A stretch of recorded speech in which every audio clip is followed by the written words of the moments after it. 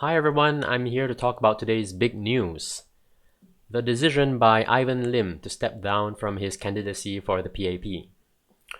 For everyone who's late to the show, Ivan Lim is a new candidate for the PAP, Singapore's biggest political party, nominated to contest in the upcoming general election.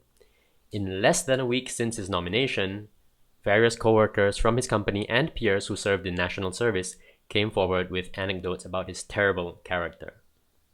2 days ago, he released the following statement, which I want to comment upon.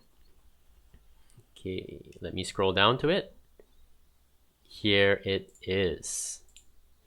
To begin, the decision to release a written statement without video is really weak persuasion. A video, even if it's pre-recorded in multiple takes, is much stronger. People get to see you and empathize with you. A weak video showing regret and contrition can earn forgiveness. A strong video can change the narrative entirely and show strength in the face of adversity. Anything would be better than just a written statement. I'll explain this further as we go along. Ivan addresses many of the allegations one by one, beginning with a denial of a Brazil project that he was involved in. In total, he addresses 4 accusations. I won't go into them in detail, but overall that's bad persuasion. Giving attention to individual accusations associates him with these accusations even if they are false. It just keeps them alive for longer and invites more accusations. Because you know that he will address them, you know that he will give them airtime.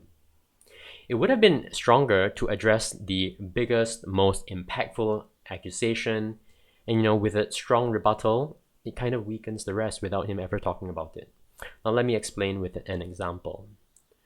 The strongest rebuttal was Ivan's clarification that while in the army, it is true that he required his men to come into camp early one night, but that was because they had an exercise the next morning. He goes on to say that he sets high standards for the unit and that he did not ask them to do something he was not prepared to do himself. This was an excellent response. If he had stopped there and gone on to say, I acknowledge that some find me difficult to work with, I am not a crowd pleaser and have never won a popularity contest. My strength has been in pushing my teams to get a better result. If the people of Singapore will let me, I will work hard with my PAP teammates to get a result for Singapore.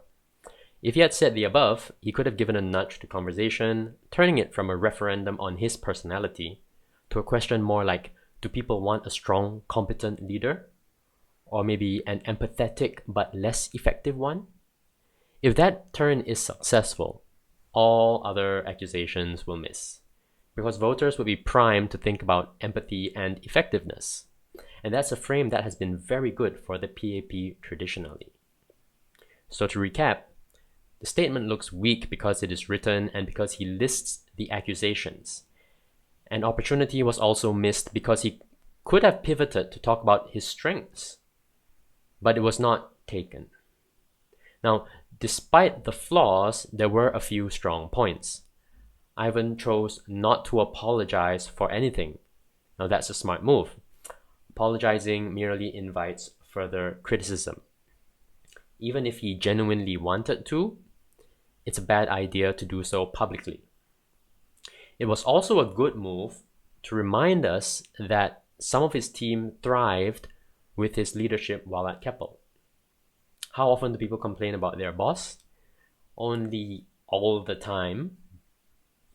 So reminding us that some of his team thrived puts us right back in reality that bosses field complaints from their teams all the time. So absolutely nothing unusual about that.